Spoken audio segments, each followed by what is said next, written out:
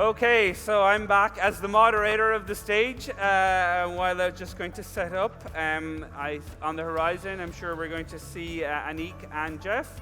And we're going to continue with the fireside chat, talking about tech for a better tomorrow, bringing sustainability and social impact. We're going to have, and it's going to be the last panel before lunch. We're going to break then for lunch, and then we'll have back and one panel in the afternoon. So as soon as you're ready, Annick, you can come on stage along with Jeff. If you're ready to come on stage. And you have your microphones and all of that. Okay. Walking quickly, the faster you walk, the more time you'll have. Okay, there we go. That's put some energy and purpose in it. Okay. So could I just get a round of applause to welcome Annick and Jeff, please? Thank you very much. Okay, Jeff, good to see you. Go rock 'em, okay? Well, good morning, good afternoon. I don't know where we are yet. We're super excited to be here. Me in particular, because I'm here with my dear friend Jeff, who's quite an impressive guy, I have to say. He doesn't like it when I say that. And we're going to talk about one of my favorite topics. Basically, how can we use tech and entrepreneurship for good?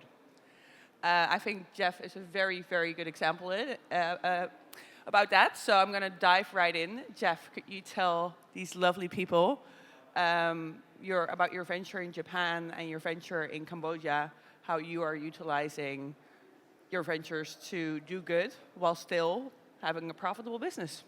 Okay, thanks. Great to be here. So my company in Japan is a renewable energy company.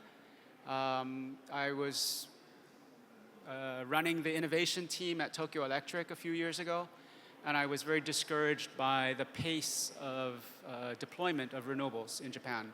A lot of rules and regulations that just make it very difficult to do it. I wanted to install solar on my roof at my house, and it was a real pain. So I figured other people must have the same pain, and I looked around and we were building these large solar power plants, but in terms of rooftop solar at residential level, it's just a lot of paperwork, and it's very expensive. So I figured if I'm going to go through all the pain of doing this, I might as well do this at scale. And so I started a company where we take away all the pain, all the friction for people who want to install solar. And what we do is we basically borrow their rooftop. We buy the equipment, we install it, we own it, we operate it, and after the contract expires, we give it to the resident. During the time of the contract, we are their energy provider, so we sell them electricity off of their rooftop. Yeah. So I just want to emphasize a few things here. So first of all, and I think that's amazing, that's the entrepreneurial mindset. So when an average person has a problem, they'll try to solve it, maybe not, maybe yes, and when they solve it, they're done. I love that you took a problem that you had yourself and you're like, hey, this must not just be my problem. Many other people might have the problem, right? And then a bigger part is it, because we spoke at length about this yesterday over lunch. I find it really almost brave when you're like, hey, kind of like a governmental issue, right? Like it's such a pain because all these rules and regulations, and that around that you found a solution. Is that something that you think that people challenging like renewable energy sources encounter a lot? And what would you advise to go through, how to go through it? I think all entrepreneurs face hurdles. The fact, if it was easy to do, everybody would do it, right? So the fact that there are hurdles means that most people don't want to deal with it. But that's the opportunity for the entrepreneur.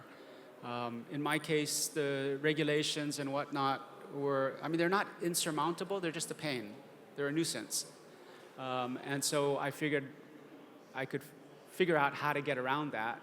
And then the bigger issue is just the cost, right? You're spending 2 million yen, so like maybe $15,000 or so to install solar on your rooftop. And that's a lot of money if most homeowners don't want to spend that money, even though economically it makes sense. Like payback's probably about 6 or 7 years, but most people, if they've got the money, they're not going to spend it on buying solar panels.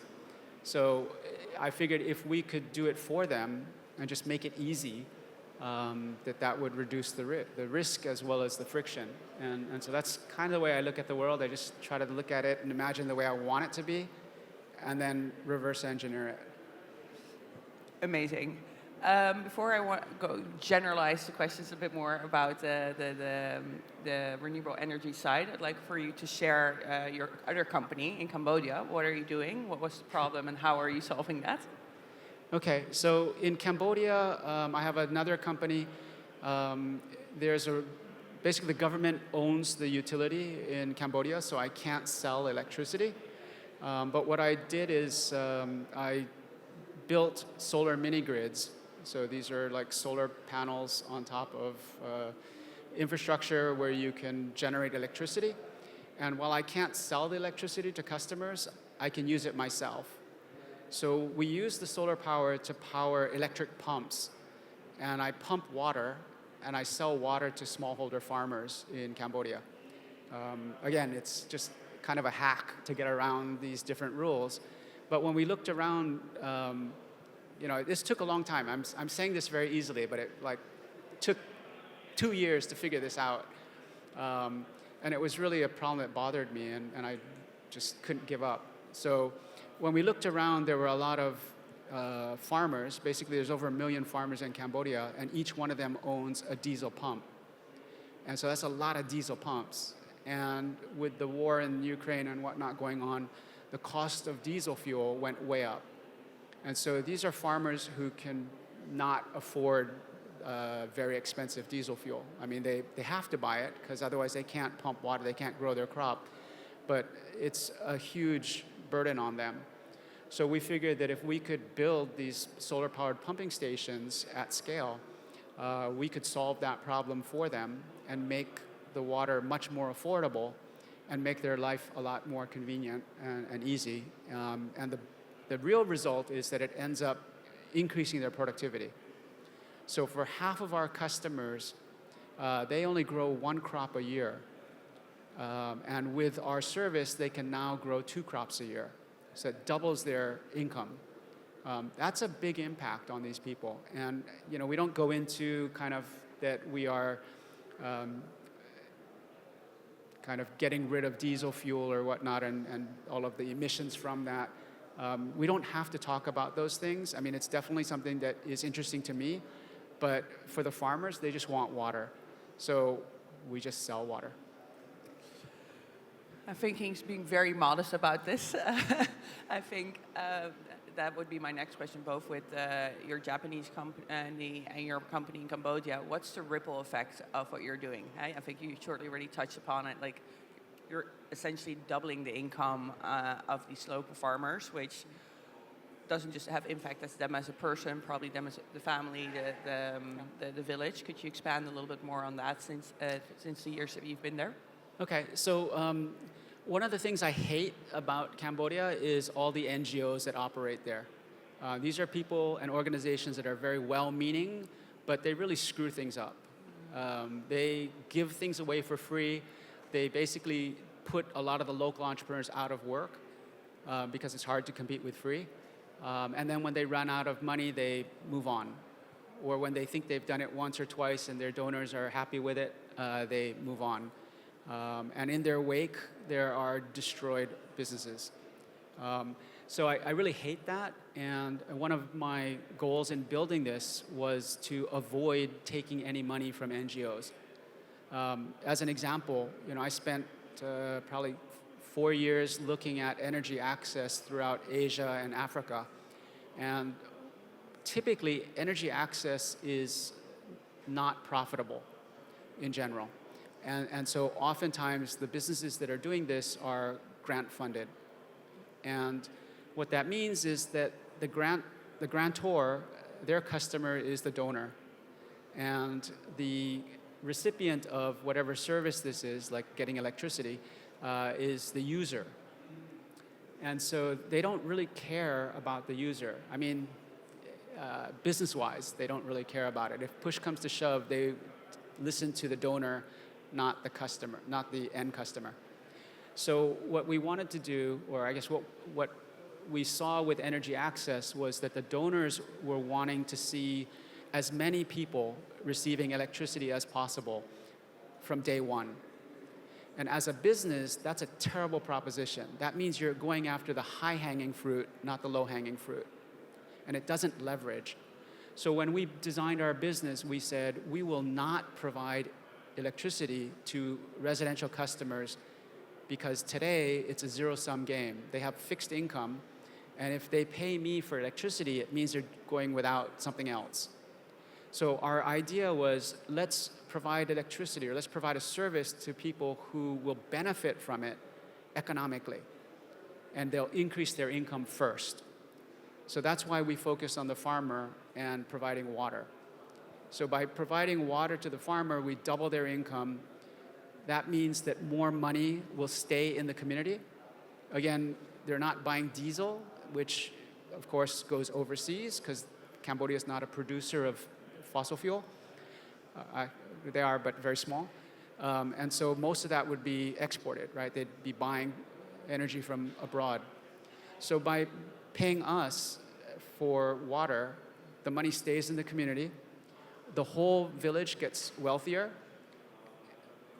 Later on, we can provide electricity to the residents, or actually I can't yet because of regulations, but I think at some point in time we could.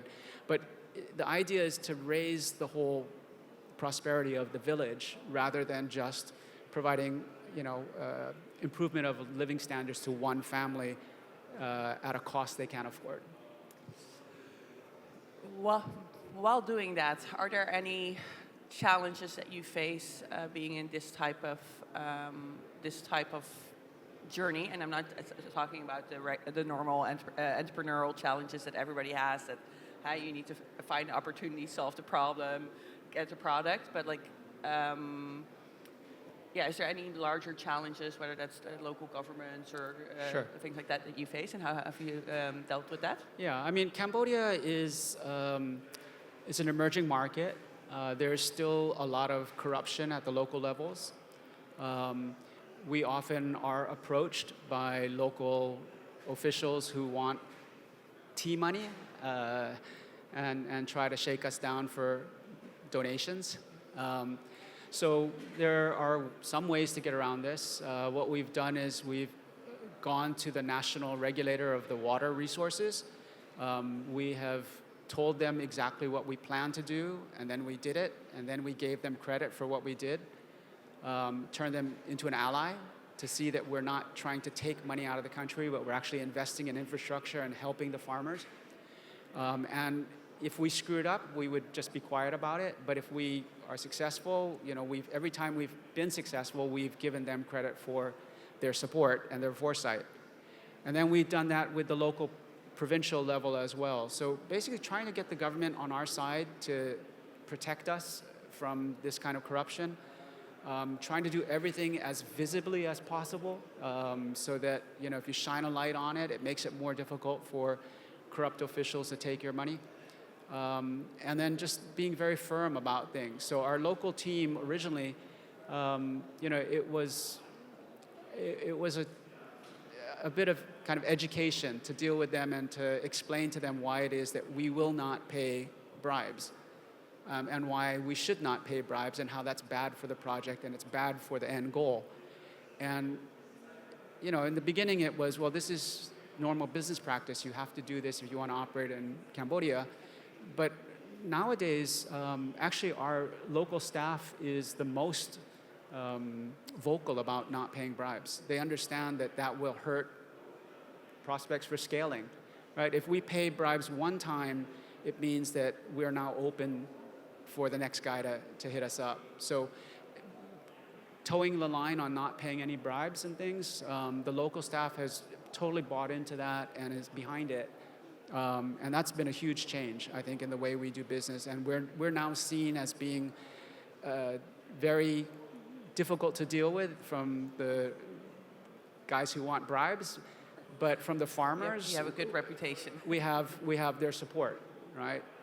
And actually, if they push us too far, the farmers will push back on our behalf because we're providing service to the farmers. I mean, I think it's a good thing, right? Not taking bribes. Then again, I'm from not from an emerging market. How difficult is it to scale these kind of companies? Because the way you're solving problems, it's very local, right? You're like, okay, Cambodia has this problem or Japan has this problem. Do you think while creating businesses in these emerging markets, in these specific problems, is that scalable across countries? So we made a whole bunch of mistakes in the beginning. When we initially tried this model, we were working with corn farmers. And there were technical issues as well as business issues. On the technical side, corn farmers, there are only a few of them that work together. Usually each farmer has 1 hectare, and maybe you can get a group of 6 or 7 farmers. But that means I have to build expensive infrastructure to handle a few customers. And then my customer acquisition cost was very high because these are locations that are 3 or 4 hours away from the city. And going out there to service them is quite expensive. So the cost of delivering the service was high, and then the customer acquisition cost was high. One other thing was that in the case of the corn farmers, at a small scale, the diesel pumps are actually more flexible. So economically, our system is better. Performance-wise, it should be better in the total, but actually at any point in time, because we're solar powered, when it gets cloudy, the amount of water that we pump drops off. And what we learned the hard way was that corn farmers, the way they irrigate is they put the hose down for 1 hour, they come back an hour later, they move the hose to a different part of the field, and so on and so on. So throughout the day, they'll just move the hose to irrigate the whole field. Well, with the diesel pump, the flow rate is steady, and so the whole field gets watered evenly. But with solar, if it gets cloudy, it means that area, wherever it was cloudy, didn't get enough water. And so the farmers don't like that. And that was a huge problem for us. We could solve it technically by putting in a battery or putting in storage, physical storage or something, but that would increase the cost. And already these were really challenging situations, so the farmer wouldn't pay that extra cost. So we looked around and we decided to go after the rice farmers, because typically rice farmers form cooperatives which are much larger. They're typically dealing with 100 farmers or more. It's a much bigger area. And luckily, they also use canals. So there are canal systems all around the rice fields. That's a physical battery for us. So as long as we can keep the canal full of water, it doesn't matter what time of day and whether the pumping is steady or not. It just matters that the canal is always full of water. And so that's a much easier solution for us. Technically, it's cheaper, less infrastructure cost, and customer acquisition cost is lower also because we can get 100 farmers at once rather than 3 or 4. So because of those things, that was just the better choice. But it took us 8 months to figure that out. And a lot of pain and suffering. A lot of mistakes as an entrepreneur, especially at the beginning, are very, very long and very costly. Right? Yeah. I want to go back a little bit to what you said earlier from NGOs or charities being in spaces like people mean well. We all want to help. If you have something to give, we want to help. Why do you think it's so essential that it should be businesses over donation-based initiatives? And do you see an upward trend in that? Do you see like, hey, I'm not the only one trying to do this. I have more fellow entrepreneurs or investors in the APAC region or other regions where is it a positive trend, or is it still a big fight we're fighting? Fundamentally, I think the NGOs are really good at temporary solutions. So disaster relief or those kinds of things where it's a one-shot deal. Ongoing projects, I think they're terrible at. And that's because their customer is the donor, not the recipient. And that means that your interests are not aligned. So to give you a concrete example, there are 2 other companies that I know of in Cambodia who are providing solar-powered irrigation. Both of those companies rely on donations. to build their business. And so they're backed by NGOs. In that case, the NGO is the one that designs the program. They specify the requirements, and they've got two requirements. One is that it's got to help a lot of people, and two is that the infrastructure is then donated to the farmers. I have never seen this succeed. So typically, in the beginning, it means that whoever's actually building the infrastructure wants to cut corners and get paid all up front. So they inflate the price, they cut corners, skimp on cost, because they don't care about what's going to happen after they get paid. And then once the infrastructure is turned over to the farmers, they're farmers, they're not engineers. And so they typically skimp on any maintenance cost, because right after it's built, they say, well, I didn't pay maintenance, we didn't save any money for maintenance last season, and nothing bad happened, so I don't want to do it this season either, as well as, it's a co-op of 100 plus farmers, so inevitably, somebody doesn't have cash, and so they don't want to pay their share. And ultimately what happens is these projects fail after 1 or 2 years. So it's really essential for the long term of the success of these projects and also the involvement of the local population, right? Yeah, I mean, we own and operate the infrastructure. So if we're doing a terrible job, we're not going to get paid. There's no upfront cost to the farmer. So there's a huge risk on our part. We need to make sure that the farmers are happy. If they're not happy, we don't get paid again. So our interests are completely aligned. We also build the system with a long-term view because we need to collect that money over 4, 5, 10 years. So if we cut corners and save costs, but it ends up resulting in a higher maintenance cost or the system falls apart, we're not going to get paid. So again, our interests are completely aligned with the customer. Very, very essential. I can talk to Jeff forever, and luckily I get to do on many occasions. So I just want to check in with the audience if any of you have a question for Jeff that you would like to ask. And I'll give you my mic to do so. Oh, there's mics in the back, sorry. Even better, yeah, it's coming for you. Can we turn the mic on for the audience? Hi. It's Talk? on? Oh, yeah, it's Perfect. on. Hi, I'm Sally. I'm original from Bolivia, and I do understand the pain of NGOs coming in, generating patch solutions, and then leaving behind. I think it's really interesting the way of thinking of user-centered perspective, and and I'm working with community-based, cooperative-based solution building.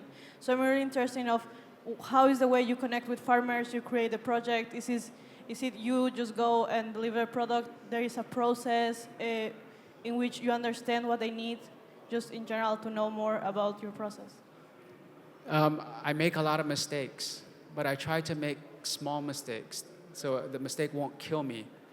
So for example, right now we're providing water to about 1.6 million square meters of land, so 160 hectares. We'll double that by the end of the year to 360 hectares. Our first project was 2 hectares, and it was a disaster. We made every single possible mistake you could make, literally. We built a solar-powered pumping station. The pump was right under the solar panels, and the river was next to us. It was only about 3 or 4 meters away. We built it during the rainy season. And what we learned is that during the dry season, the river moves because that's the shallow end of the river. So when the dry season comes, the river actually recedes. It moves 100 meters away. So that was a disaster. Did your solar panels and pump survive? So we actually went back to the drawing board. We built a floating platform. We put the pump on the floating platform so that when the river recedes, the whole platform moves with it, and we just have a long cable for the power. That was a big learning. But even really simple, stupid things, like it's in the middle of nowhere, so somebody could steal the panels, they could steal the inverter, they could steal the pump. So after we built it, I asked the team, can you put a fence around it? And I commute to Cambodia. I live in Japan, so I commute to Cambodia every month. The next month I went back and went out to the site. It's 3 hours away from Phnom Penh. And I got there and it was like, can we have a door? There's no door on the fence. So I couldn't even get in to my own thing. So the next month I went back, there was a door. But I had to wait 3 hours because the guy with the key was away. So next lesson, make sure we get 2 keys. These kinds of things, right? But we started off the first project at only 2 hectares. So when we made these mistakes, it was about $8,000 to build the project. We spent another $3,000 improving it. Then we built the second project, which was 4 hectares, right? And then we built the third project, which was 6 hectares. And by then, we had figured out the hard way all of the technical limitations. But we still had that kind of customer acquisition cost that I mentioned earlier, as well as the fact that the corn farmers want water on demand. And you can't do that with solar alone. You need a battery or some kind of storage. So that's when we pivoted and said, okay, after 3 of these projects, we need to change who we're focusing on and move away from corn farmers to rice farmers because it's bigger. We've got a much bigger competitive advantage at that stage. And so we scaled up. So now our projects cost about $160,000 to build, but they're much larger. And we've designed it so that we actually recover our cost within 3 or 4 years. To me, that's acceptable. If it's beyond 4 years, the risk is just too high for me to justify. So then I'd have to figure something else out. But fortunately, we've got it to about 3.8 years to recover on the projects. So the process is a lot of mistakes and a lot of patience. We have time for one more short question, if anyone has it. Guys, he's incredible, so this is your shot. No more questions. Then, Jeff, to round up. Oh, we do? Sorry, perfect. Sorry, I didn't see you behind the photographer. Curious about the first time you tried to bring on board a farmer in Cambodia to bet on your project and you. What was that process like, and how difficult was it to find the first farmer? The first farmer was actually easy because the way we entered the market was by trying to work with an existing company. And that company was already trying to sell pumps to farmers. So they already knew the farmers. But what we did is we basically changed their business model away from selling pumps to selling water. And also changing their mindset because this company was the subsidiary of a French NGO. And so they had this kind of donation mindset.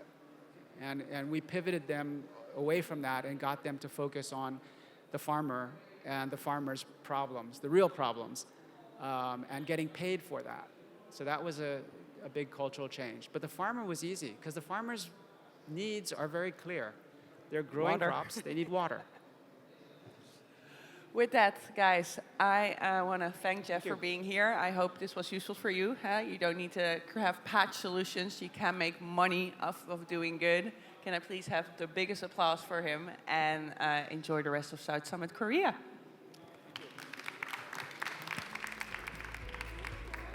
Thank you for sharing your insights.